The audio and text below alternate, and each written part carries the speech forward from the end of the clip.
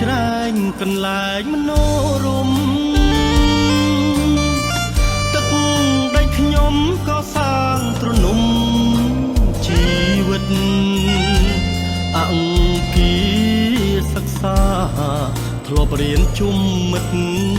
នឹកដល់អតីតដួងចិត្តសៅមកភូមិកណ្ដាលភូមិព្រែកក្បាលកោះចាំទាំងអស់ភូមិវត្តនរកាខ្នុលផងភូមិព្រែកតាអំធ្លាប់ជាទូកឆ្លងព្រែកប្រសពផងឆ្លងទឹកទន្លេនឹកគ្រាក្បៀលគោខ្យល់ជុំណោបងមកបានលហើយនឹកពោតអើលឹកស្នាដៃខ្មែរឆ្ងាញ់ម្លេះទេចំការកោះច្រែងជ្រឹង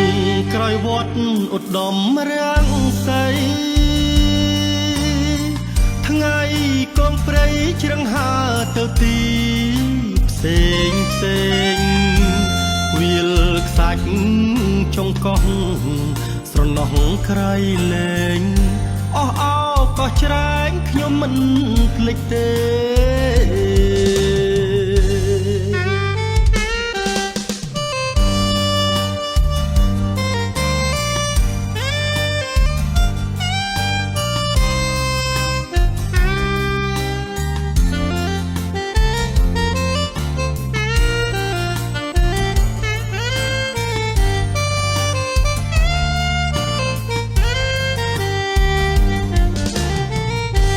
នឹកគ្រាក្បៀលគោខ្យល់ជុំណោបងមកបានលហើយនឹកពោតអើលឹកស្នាដៃខ្មែរឆ្ងាញ់ម្លេះទេចំការកោះច្រែងជ្រឹងក្រោយវត្តឧត្តមរាំងសី